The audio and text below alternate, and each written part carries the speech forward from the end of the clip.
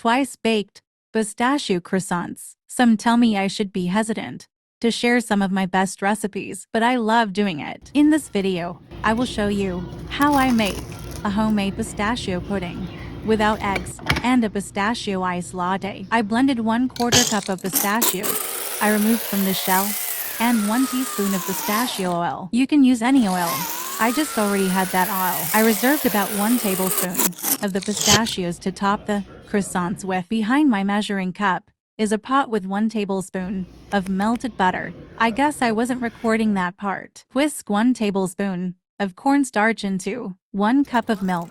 Add 1/3 cup of sugar to the pot of melted butter. 1/4 teaspoon of salt. Whisk in that milk and cornstarch mixture. I don't find this part necessary, but I added 1/2 teaspoon pistachio oil. This part is what gave the pudding a pistachio flavor. I also add those chopped pistachios, but it's not a strong enough flavor, so I added 1/2 tablespoons of pistachio syrup. Combine all that and, over a medium-low heat, simmer until thickened. Next, I wanted to try to get those pistachios more paste-like, so I added pudding and a splash of milk to the food processor. If you don't mind the pistachio chunks, you can just add those in now. Make sure you have some chopped pistachio for the topping. That only has to simmer another minute, then let cool before filling the croissants. A singular drop of green food coloring is optional as well. It just looks much prettier. I let my pudding cool a bit, then refrigerated it for about an hour. You could do it hot if you want. It's up to you. Just be careful. This pudding amount came to a full cup, and I had enough for 6 mini croissants. I'm just cutting the croissants most of the way through. If you refrigerate the pudding, give it a good stir before spreading. I used to do 3 tablespoons on the inside of the croissant, then a tablespoon on top. Here's a tip. Oil or grease your measuring spoons or cups for things that stick to them. You can adjust the amount of pudding however you like. Spread the top tablespoon across the croissant. Preheat your oven to 350.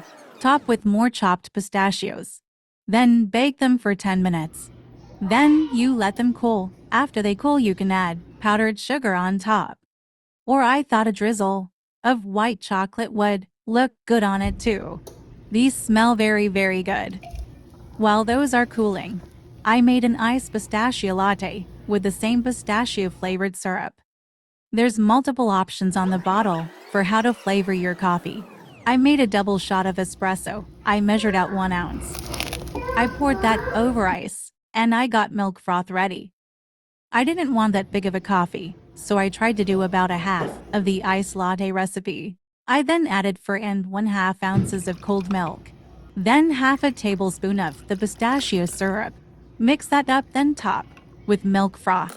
Then in the picture I noticed there's this beautiful green powder on top of the froth. Let me know if you know what it is. My guess is pistachio powder of some sort. I just used matcha powder. Added a few more chopped pistachios, like in the picture. I don't recommend adding the chopped pistachios on top, but this latte was very good. And you can try the croissants with box pudding as well.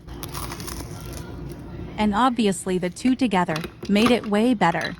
Let me know what you all think. Please subscribe to my channel.